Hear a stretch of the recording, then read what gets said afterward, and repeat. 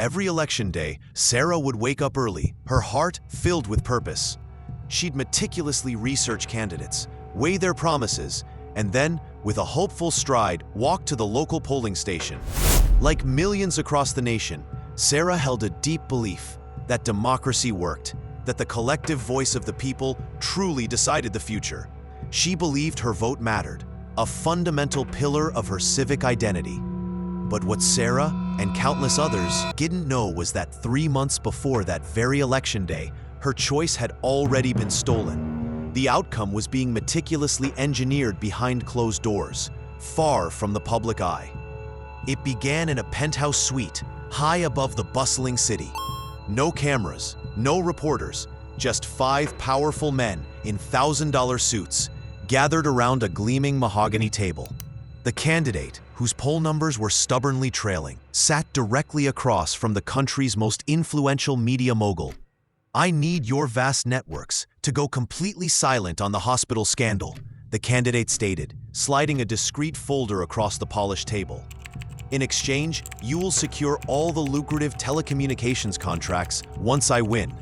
The media mogul, accustomed to immense influence, simply offered a knowing smile. "Consider it done," he replied. Within mere hours, an eerie silence descended upon every major news outlet.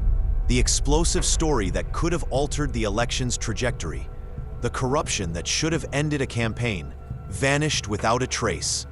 Millions of voters like Sarah never heard a single word about it. Their perception of reality was being carefully curated. But the clandestine deals didn't stop there. In a dimly lit, exclusive restaurant, the candidate's shrewd campaign manager held a hushed meeting with the chief executive of the nation's largest voting machine company. Over exorbitantly priced wine, they discussed technical adjustments to the voting software. These adjustments, they agreed, would strategically slow down the voting process in very specific neighborhoods. Places where residents, much like Sarah's hard-working neighbors, often held 2 jobs and simply could not afford to wait in line for hours. The company executive, well-versed in plausible deniability, merely nodded. "A simple software glitch," he murmured. "These things, unfortunately, happen from time to time." Election day finally arrived. Sarah, true to her routine, stood patiently in line for a mere 20 minutes, cast her vote, and returned home, a quiet sense of civic pride swelling within her. Meanwhile, in those targeted neighborhoods across the city, families stood for 4, 5, even 6 grueling hours in the pouring rain, their determination slowly eroding.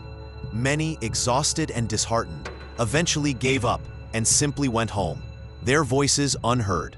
When the election results were finally announced, Sarah's preferred candidate had lost by a razor-thin margin of just 2%. She felt a pang of disappointment, but quickly rationalized it. The system had worked, she told herself. The better candidate had won, right? Then, 2 years later, the truth shattered that illusion. A courageous whistleblower, risking everything, leaked the damning recordings. Sarah listened, her blood running cold, to the chilling voices of men who had treated her sacred democracy not as a public trust, but as a mere business transaction. Her vote, she realized with a sickening jolt, hadn't just been counted, it had been meticulously calculated, expertly manipulated, and ultimately predetermined by individuals who saw her not as a sovereign citizen, but as a problem to be solved. That night, a profound and painful realization dawned on Sarah. The most dangerous lie in a democracy, she understood, isn't the one brazenly told to the voters. It's the insidious lie that voters tell themselves, that their individual voice is the only one that truly matters, when in reality, other far more powerful voices are speaking much louder, making critical decisions in opulent rooms they will never, ever see. The real question, the one that truly matters, isn't whether your vote counts. It's whether someone else's money counted more.